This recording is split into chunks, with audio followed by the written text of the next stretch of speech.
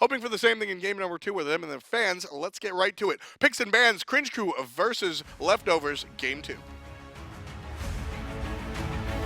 Jungler whipping the ult, but the snipe is even better. Cherryo.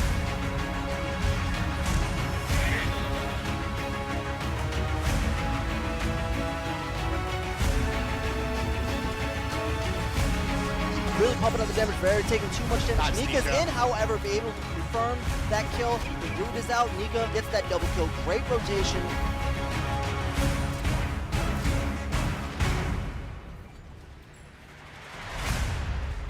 So things looking a little sunny for the Cringe Crew squad over here. As we said, if they wound up with 0 wins, this team would have to win all 4 of their remaining games, 2 of which are against the Titans that are Panthera. With 2 wins here, they have wiggle room of 2 games. So how difficult Panthera is, if Cringe Crew wind up taking a second win against the Leftovers, they'll have a little bit of, as I said, a little bit of comfort going into some of those tougher matches. A little bit of leeway, but Cringe Crew are still going to need to play very careful every single game from here on out, because Hungry for More are currently 15-11, and their next opponent is going to be Leftovers. So this could be potentially the end record for Hungry for More, 17-11, and the only way Cringe Crew can beat that is if they win every single game. So we'll see Cringe Crew try and put on their best efforts, taking Janus away from their opposition to leave Leftovers just a little bit uncomfortable if Cherryo and Jungler decide to switch back, and the Leftovers do the same thing and try and take one of the more powerful picks that Cringe Crew has at their disposal away by selecting Nemesis. The way Cringe Crew executed the Nemesis all-in strategy was too difficult for Leftovers to handle. They're just going to like to take that away from them, and they're just going to try to force Cringe Crew to be like, okay, what else do you have in your cards against us? And I like what Leftovers are doing here. They take a page out of Cringe Crew's book, and Nemesis, it's a different style, but the Nemesis-Neith combination, again, tilting towards a all-in combination. Neith and Nemesis ultimate the same target, and that's a little less obvious, I think, than some of the Bacchuses jump on you and just cross your finger. Neith, all of a sudden, Nemesis jumps out of the jungle, you get ulted, you get Neith arrowed as well, and now you're a little bit more susceptible to death. So Leftovers going to combine that with the Ra for large, immediate, surprise burst damage. I really like the composition that Leftovers are putting together. It's a lot of burst damage. On the opposite side of things, we have so many globals right now coming out of Cringe Crew. Janus, Athena, and Thor. You're going to fight the burst damage with the globals, and you can always take the globals to the Neith specifically. So Neith has to be careful with this Janus-Thor rotation. I mean, this is global history 101, totally. These are some of the older, more iconic gods in Smite. Even Janus, not as old as Athena and Thor, certainly been a pillar of the Smite scene for a very long time. Janus and Athena quite literally globals. Thor, semi-global, but still always available. And with that roster online, Leftovers don't want to allow Cringe Crew to have any more of the lockdown that Odin brings and any more of the extended circumstances that Guan Yu brings. So those will be banned out, leaving Cringe Crew to select Vamana for the short lane, and they've got one more pick. Leftovers electing to supplement their all-in strategy, picking up a very high bursty Guardian in Kumbhakarna right now. It's going to also set up the Ra. Every time the Kumbhakarna is going to set up that epic uppercut, here comes the Searing Pain out of Ra, here comes a Neith ultimate, and a Nemesis ultimate. With Leftovers focus on some of the other options that could have made this Cringe Crew lineup into something abysmal to deal with, Hou Yi is left on the board, and Hou Yi has been, to say a tool is putting it lightly for Shaggyshenk. He's been fantastic, and he plays a lot of these hunters well, but if you don't allow that Chronos to be picked, or you put the team in a position where the Chronos is in a selection, Hou Yi has been the Shadowvarius to Shaggyshenk's hunter collection. And it could also synergize very well with a Tectonic Rift. During that stun, you have enough time to mark, get off your Ricochet, maybe find a double tap, depending on the positioning of the jungle as well. Last pick for Leftovers going to be the tier. Leftovers will take on Cringe Crew with their own strategy, all in for LFTO. CC, on the other hand, it's all about the globals, baby. Let's get to it. Game numero dos.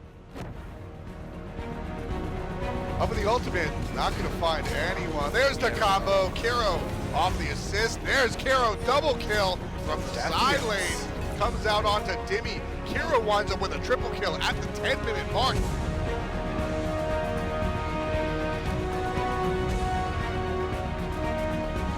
Repikas lands down. Half health for the Titans. Axioz takes out 2. That is it. Axioz and Repikas, the team are respawning.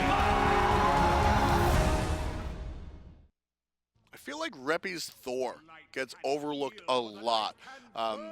there are so many competent, that's putting them too lightly. There are so many extremely strong Thor players, whether it's adapting in Europe or you've got Anister over in North America, and even some of the newer guys. Verizial has put on a spectacular performance. Repikas' Thor, despite it being known in as far as his community is concerned, one of his Twitch emotes is actually Thor wearing sunglasses. I feel like the Thor goes under the bridge. A lot of people's always looking at the Kalis and some of the more hard carries that Repi brings. You can't really forget about the Thor, just because, you know, you have the Anisters and the adaptings to come out of there. Repikas made a name for himself with the Thor as well back in Season 1, finishing off second at Worlds in the first World. So that's really important to always make sure that you worry about Repikas' Thor, because it will come out to play and you do have to respect it. And Repi is one of the players that play this Thor extremely offensive. Thor, usually we see him wind up in the warrior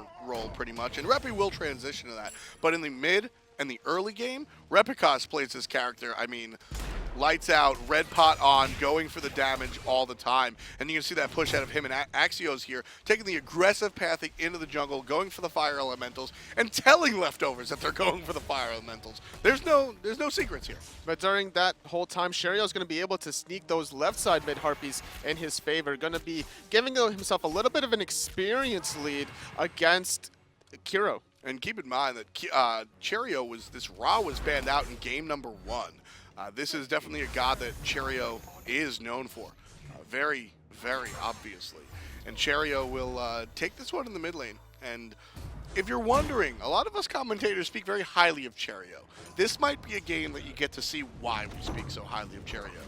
His mechanics are very good, despite his latency not being paired up very well compared to other players as well. So he has to adapt to some unfortunate discrepancies on his side. However, we saw an earlier aggression from Repikas looking for those back left harpies, and now clearing the mid wave and the reset on his minimap, they're going to be able to invade that. That's going to put leftovers in a tricky situation, not having those at their availability as well. Again, Repikas just with the hyper aggression coming out from the Thor. It's going to be paired up with the Janus. So these guys definitely able to go into the jungle, and if anything bad happens, you can see Repikas hammer out, and there'll be a portal for Janus. So the aggression, yes, these players are aggressive, but it's calculated. There's reasonings, because there's exits, and there's strategies to deal with when stuff goes bad. Especially with Janus Threshold, Janus Portal as well, you get the movement speed for both you and your teammate. Repikas hitting level 5, leaning towards the soul lane as Repikas going to look for a little bit of poke, and Thor is thinking about doing something maybe. Now, Repikas on the Nemesis last game was a facilitator, a setup man. You were looking for the stun, or you were looking for the ultimate, excuse me, into the follow-up from Bacchus, Kero, and whoever else wanted to show up. Now, Repikas is looking to one-man bandit. He wants to get up, get down, stun, do the combo, and then just finish out the target. So right here, you look for Repikas waiting for these fire elementals, and then looking for his next gank opportunity. I like the idea behind it too. While he was waiting for those fire elementals, he was looking at the soul lane because Axioz did back. He finished off boots 2, and the tier at the moment was level 4. So if there was ever a time to gank a tier, it would definitely be before level 5 getting that Lawbringer online. Now that it's available, still certainly a target, but perhaps a little bit less so, as you see Repikas join his mid laner and head towards the speed. Shaggyshenk and EmilZy, again, have control of the duo lane, this time on a Hou-Yi instead of a Cupid. A little bit more of a traditional pick. And it's actually really funny. I compare Hou-Yi to Cupid a lot. Well, they similar, you have the line nuke from both of those gods. However, Cupid has the sustain, whereas you have the surprise factor out of the Hou-Yi, potentially double, triple ricochet bouncing off some walls. So you have to always respect that. Both of them having those large AoE ultimates as well. That's really where it is for me, totally, is the idea that Hou-Yi has a large area denial ultimate, as does Cupid. So it makes those Gold Fury fights a little bit problematic for the incoming team against the Hou-Yis of the Cupid. So Shaggyshenk is going to be able to use that ultimate similarly as he did his ultimate last time around. A little bit better escape as far as Hou-Yi because his jump can go over walls, especially against this composition. Now I think you say Cupid has a better escape against a Wheelish, but there's no Wheelish here, so Hou-Yi has the better escape here. Overall, Hou-Yi certainly a little bit higher on the tier list, I would say, overall. Also, giving your team a little bit of attack speed with the Cupid buff if you take the dash route. So it does help you out with objectives in that regard as well. Cherryo going to secure the left side mid harpies alone yet again. However, he has no mana. EmilZy doing a good job body blocking. Fantastic play by EmilZy, and that's enough to take out Cherryo. Repikas gets credit for the kill, but that was all EmilZy, folks. The purification got rid of the crowd control of the taunt, but Cherryo just couldn't get around EmilZy. EmilZy literally stood there, but this time it worked out. And that bought enough time for Repikas to come and supplement that with another stun after the purification was already down, following that up with a lot of damage from that hammer. No way for Ra to get out, so the first death will be on Ra, and Cherryo going to be put back just a little bit. Badgah looking for a gank of his own. And now with that purification being down on Ra, you could definitely expect Repikas to lean on that a little bit more. Yeah, Ra is very susceptible to gank opportunities. He can get speedy once you get a couple of items online, and then, of course, the passive, Speed of Light, but no crowd control immunity outside of the ultimate. No jumps, no leaps, no dashes, just constant movement speed. And that's something that Thor deals very well with. Not just the stun, but just the deployment of a wall. Geometry is tough for this guy to deal with. Especially without, like you mentioned, there is no escape for the Ra, so if Thor can find a way to pin the Ra against the wall, then it's going to be very difficult for Cherryo to survive, especially considering the fact that his heal is only level 2 at the moment. So it's something Cherryo has to keep in mind, but it's not something that's going to keep Cherryo out of the game. Strong wards should protect the mid laner, and you can see that Leftovers already starting that up. Not only do they have a number of wards on either side, as Badgah goes in and puts one down, and there's the ultimate off the mark. Kero! A little bit too quick for Cherryo, so the 1-2 punch is only going to get one. And Nika in some trouble with the rotation. Repikas catches out the solo later on the side. Repi now combining with Axioz and EmilZy looking for Badgah. Taunt coming up relatively soon, but the Nemesis ultimate will keep everybody at bay and force Axioz into the ultimate of his own. So Cringe Crew decide to get a little testy. And Leftovers can't deal. So they find the kill onto Nika right now. It's going to put Axioz in a position to try to separate the advantage that he already has. More Fire Giant Imps favoring Cringe Crew. Axioz leaning towards the right-hand side as the tier does come back to lane. With Repikas here, after they clear this wave, they can look for a potential invade if they knew that the speed buff was up, that is. Gold Fury will be leashed by Leftovers. They decided to pull it and see what would happen, and Cringe Crew showed them exactly what would happen. They showed up. Rough stuff in the mid lane for Leftovers. They had their combination, they had their setup, they had everything they wanted to, but Cherryo, a little bit slow on that ultimate. That's troublesome. But here's the deal for me when I see something like that, Tully. The first one is obviously not good, but it's all right. You missed one, now you've got the timing. Let's see what happens with number 2. Obviously, you want that to happen every single time, but there's a smite, and that's not the reality of it. If you're able to land those ultimates, that's what's going to allow Leftovers to potentially find the kills that they need to. You're picking Raw for a reason, and that reason is to set up with your support. You also have a little bit of setup with the World Weaver, so depending on which CC connects first is what you're waiting for. And that's something that you have to do as a mid laner. You have to wait for the setup instead of looking for those flashy highlight plays. If you're Janus or Ra, sure, you can throw out the ultimate for some damage, but if you're more patient with it, it's that much more efficient. But patience didn't pay off that time. Cherryo just going to miss it. And like I said, everybody misses a couple abilities, but 1, no problem. 2, I question the choice here. But Cherryo has historically shown us a fantastic Ra, so a little bit off the mark. Not too big of a deal. As we approach our 8th minute of competition, 2 kills going the way of Cringe Crew early on, despite Leftovers really starting some of these team fights. And Leftovers were thinking about potentially forcing the Gold Fury earlier on until Cringe Crew did sniff it out. And similar story here right now. Badgah just kind of protecting his ward as he's just going to pretend to back. I'm not sure if he's yeah, he wasn't really going to continue that back. And Cringe Crew, they're a little bit more aware of what Leftovers' plan is over here, specifically regarding the Gold Fury. LFTO were able to find that secret Gold Fury early on. We saw a 10-minute Gold Fury going the way of Leftovers in game number 1. So Cringe Crew, they've already seen that card, totally. They already know what's coming out. It's not a trap card anymore. It's just an artifact sitting there. It's not going to matter also if Cringe Crew do play aggressive, similar to how they did in the second game. EmilZy going to look for a taunt, going to get Nemesis ulti in response. Going to take a lot of damage as through space and time does hit. It's enough for Badgah to take him out, and Repi going to miss the ultimate onto Jungler, but a strong Tectonic Rift will secure the kill. It's just up to Repi to actually land it. Hammer's going to miss, and Berserker's Barrage a little too far away. Well played by the Jungler to create separation between him and the Jungler.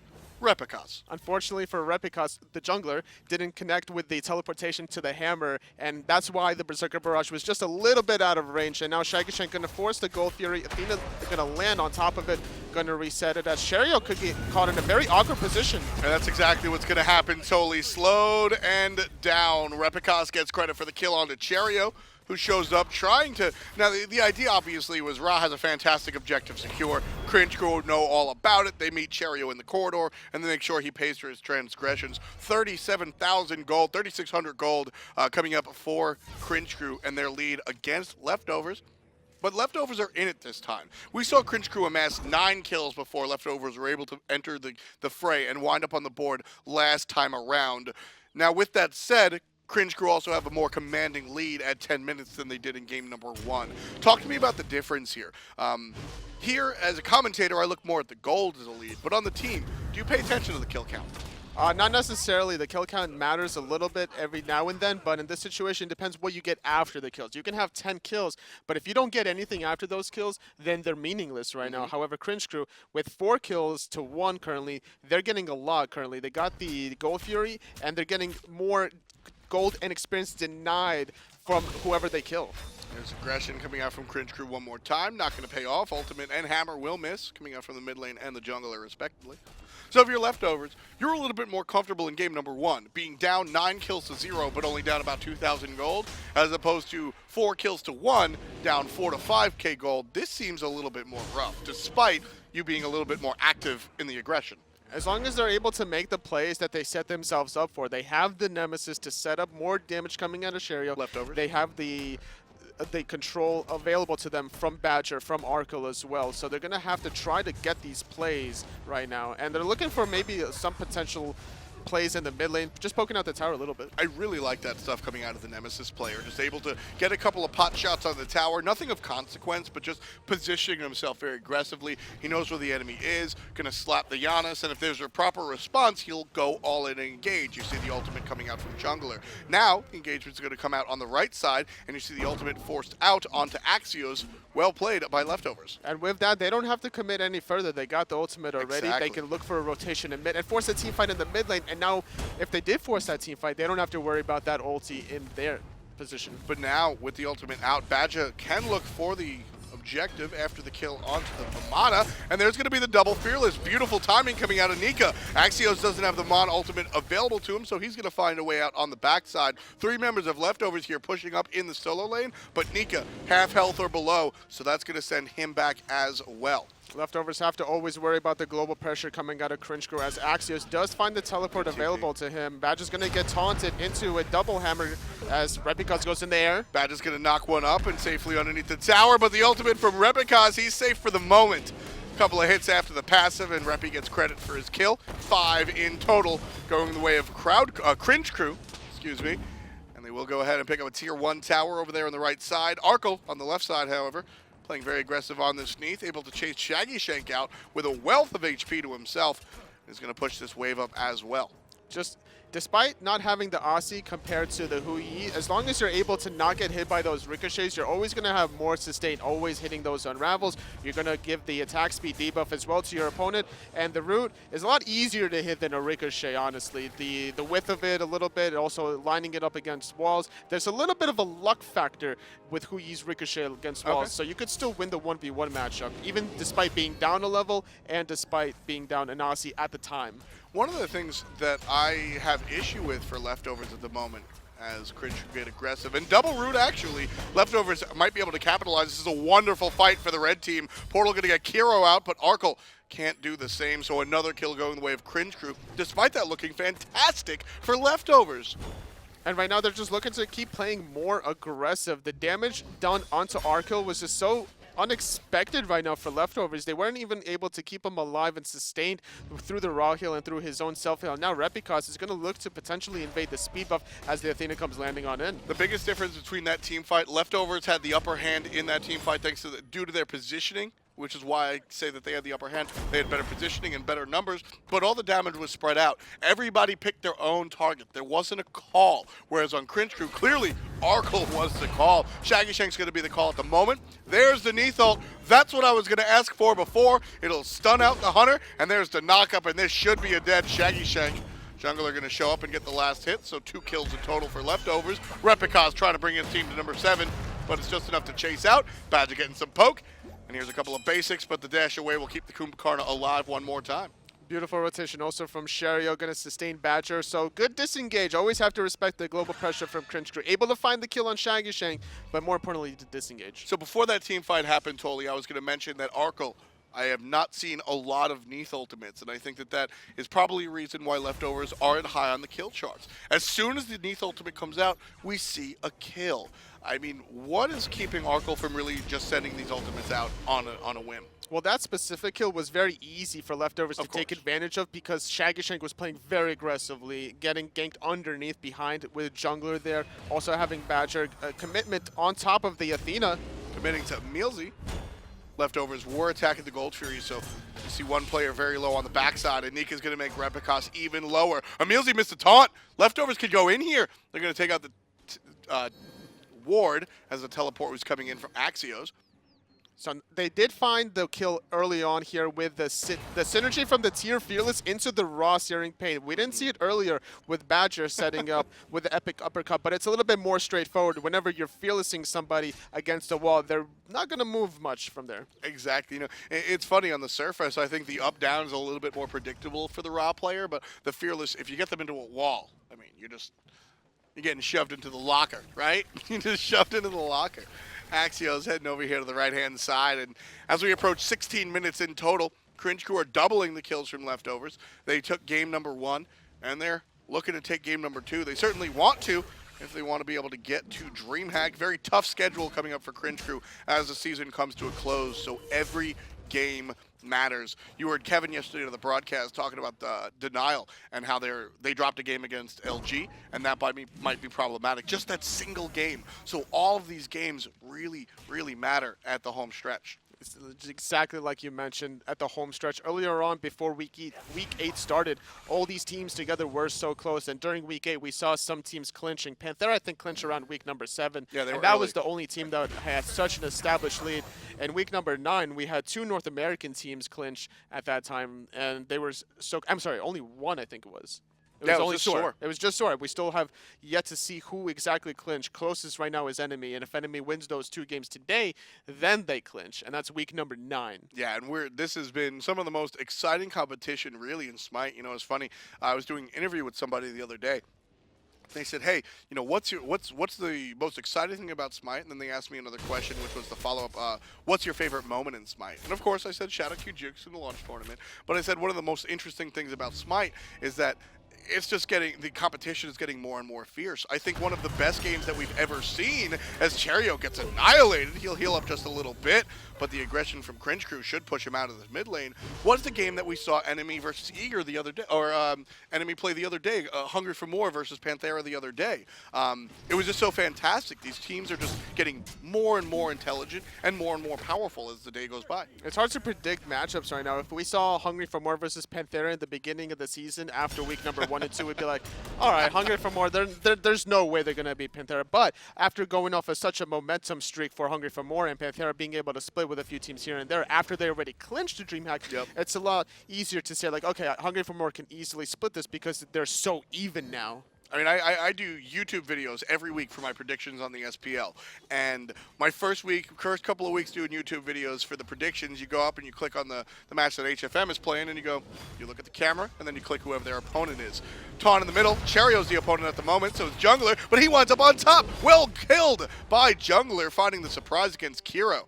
Kero's purification was down, and during that chain CC, he wasn't able to get off his ultimate to give him that CC immunity. So perfect capitalization of leftovers, recognizing that the Janus' purification was down. And now staying grouped up. Love this play from leftovers. They're only down 4,000 gold at the moment, give or take. So they're able to take a fight head on. And that's exactly what they're going to do. Apply it directly to the mid lane. Knock up by Badgah. Down comes the jungler. And he's going to get hit by the hit from Cherryo. Jumping in his Nemesis, looking for more. He's going to get taken out of the fight by being pushed out of HP.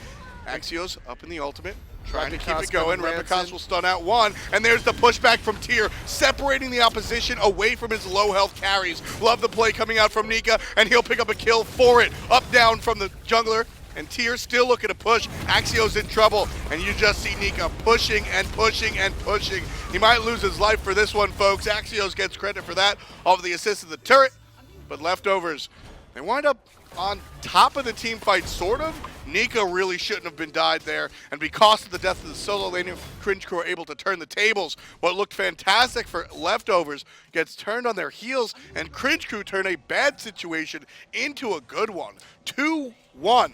Going the way of Cringe Crew, and they're looking for the tower. They're going to find the tower as well after the first killing Cherryo, not having Searing Pain as he just finally used it, not having CC immunity with Purification, and now they might find the Neith as well as she does backflip. Tier 1 tower still stands. Shaggyshenk going to take a little bit of damage. So during that team fight, the ending of that team fight specifically, Nika was zoning really, really far in, and not having the heals from a Ra definitely hurt him, as well as the revival of Kero into the team fight was what allowed Cringe Crew to get back into it. Even though it was a 2-for-1 in the favor of leftovers in the beginning, we did have the respawn of Kero as well. So it was technically a 2-for-2, but then it was also a tier 1 tower for Cringe Crew.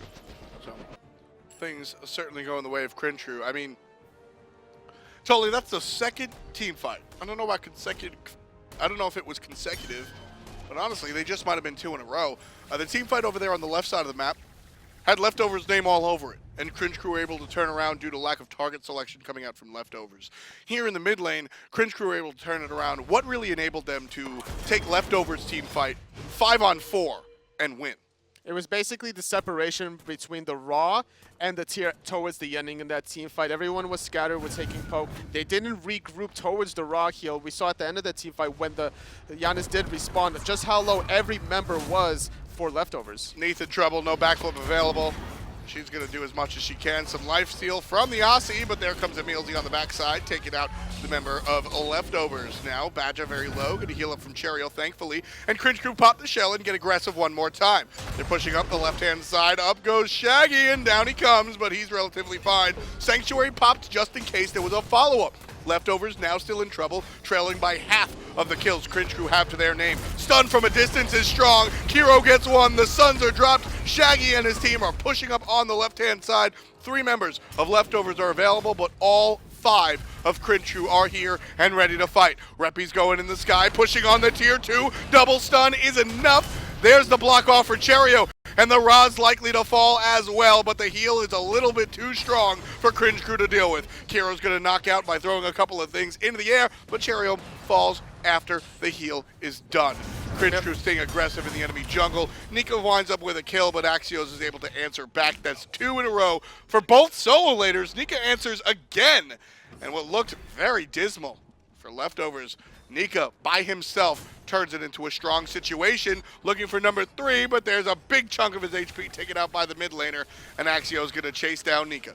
And now Axioz is going to try to set up Kero for a situation to get the kill. Not going to find the Unstable Vortex, however. Going to find the root. Going to force the Purification. One more in hand would have secured the death of the Kero. And now Arkkyl recognizes just how low every member from Cringe Crew is. Going to start up the Gold Fury, being reunited with Badgah as well as Nika. This Gold Fury is going to be contested by Axioz, but he doesn't have much mana or his ultimate available. Here comes Vamana, 1v3, just dealing the basics. Not a lot of mana, as you mentioned, Totally. It's going to be very... well, it's going to be luck almost. The Gold Fury still being aggressed on. There's Repikas with the double tap. Very strong play from the jungler.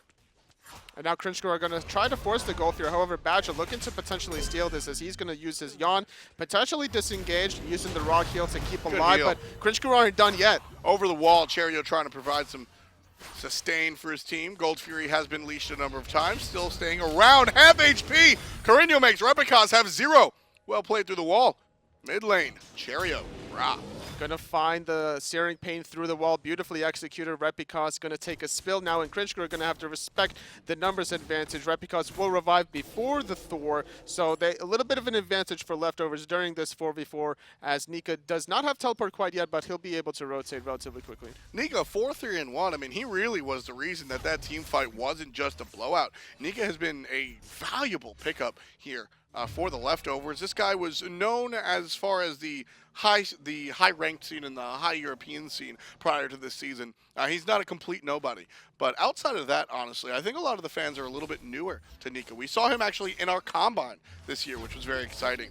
What's it like to have a rookie or a newer player perform at this level in the SPL? Just the motivation and the eagerness to want to learn is refreshing for the rest of the team. Your willingness to learn and improve constantly after each and every single game. Playing good and ranked is one thing, but wanting to play in a team environment and, you know, taking the constructive criticism, because there's always going to be some mistakes here and there, and not being dismembered by the criticism, you know, using that to your advantage and wanting to improve. And that's something that Nika's been doing consistently throughout the SPL. It's been a treat, really, to watch Nika play. I mean, especially you as a long storied soul in it, right? Just watching Nika do his thing it's really fun, because we've just seen him improve, and despite being on a team that doesn't always really look like they're showing up to play.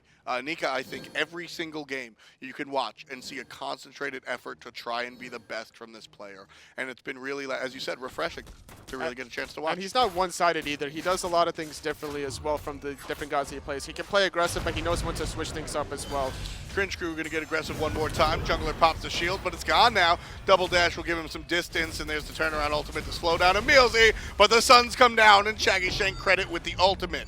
Repikas now stunning out Arkkyl. Berserker Barrage on top. Sanctuary will stop the majority of the damage. There's the backflip, and Neith has no more escape options. Repikas turns around and looks towards the rest of the fight. Badgah low, Nika not. Nika now trying to make it happen against EmilZy, but he's surrounded by 3 blue players. He's got the shell involved, and here's the turnaround. Repikas, fearless power cleave. Not enough to take him out. Neither is Shaggyshenk, still low. Cherryo taken out by Axioz as Kero answers with Arkkyl. 2 kills for Cringe Crew, none for Leftovers thus far. Axioz doing what he can.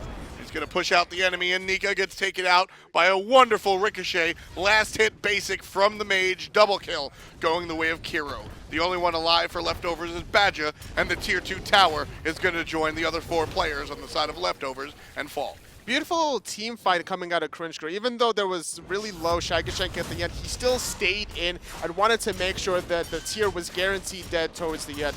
The way the team synergized with each other, EmilZy getting flanked underneath from the tier, he utilized his Sanctuary perfectly, able to jump during the defensive stance switch, also having the Athena ultimate on top.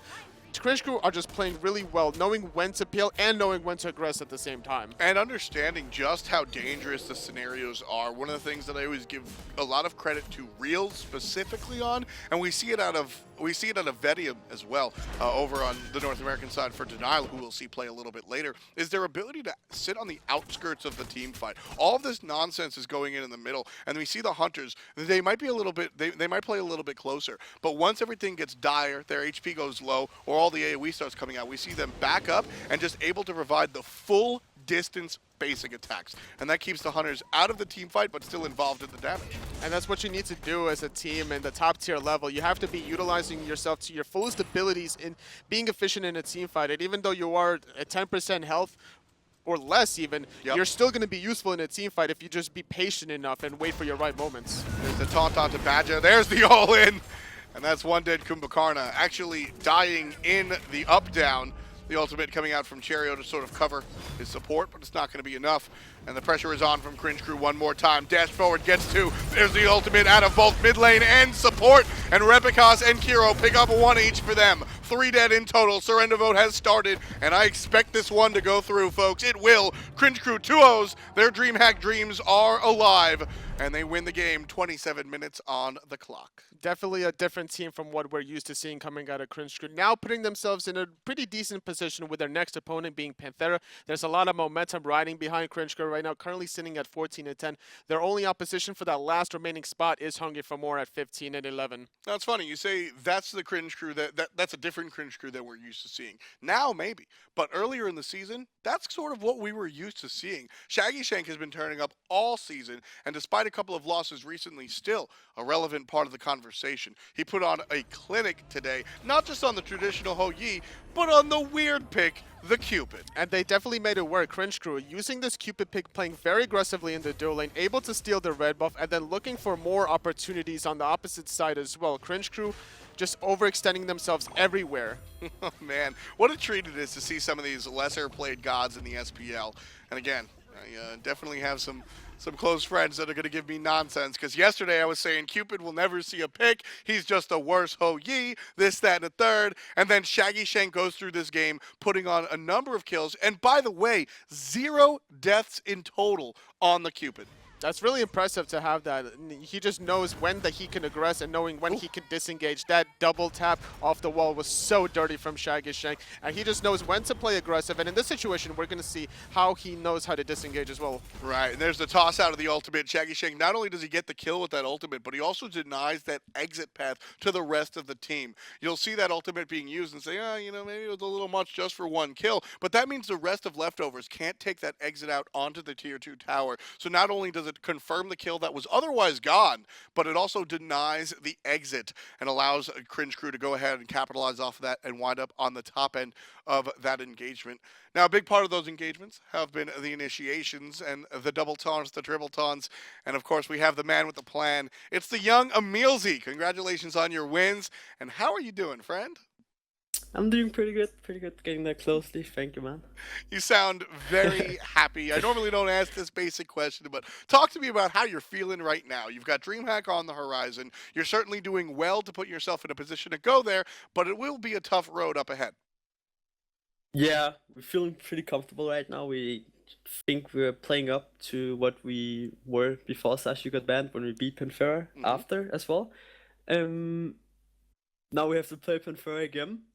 Theoretically, we need to take at least one game off them, seeing that Hungry Small is gonna 2-0 leftovers, which I think is very likely. Yes. And then we need to beat Torpedo on top of that.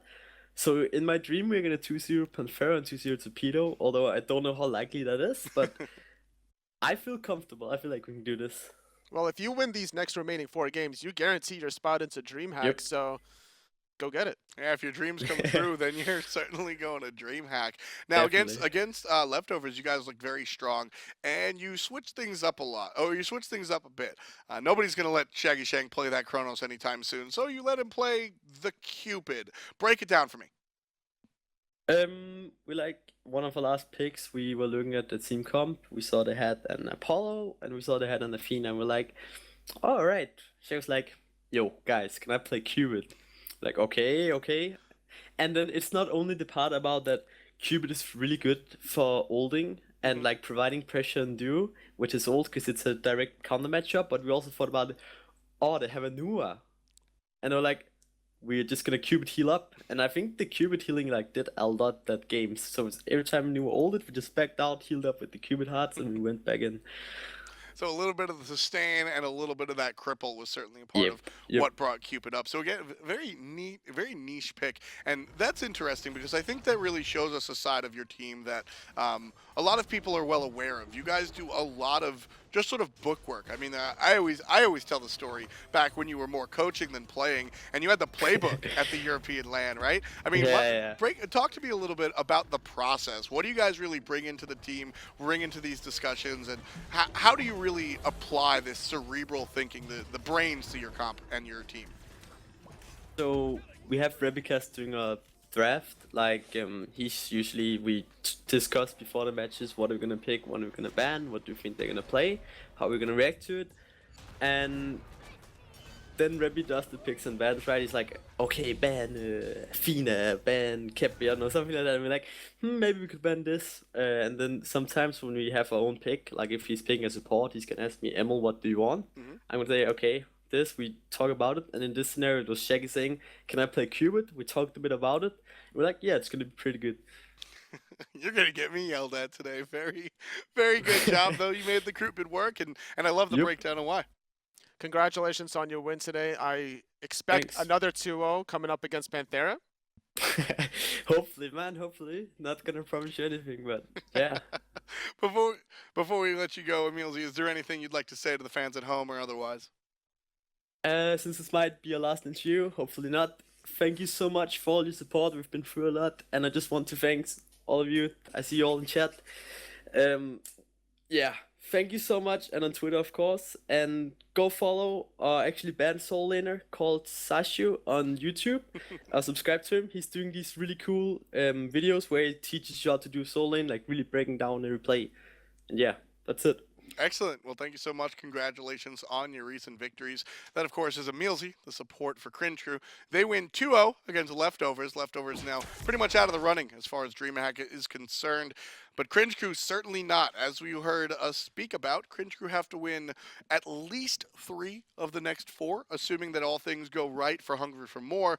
And that's going to be pretty tough. Cringe Crew, as we said, Torpedo is one thing, but Panthera is another.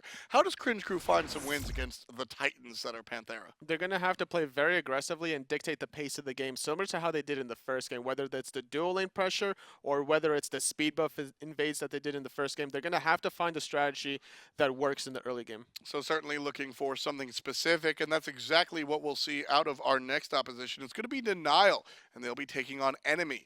Denial looking very, very specifically at winning these 2 games.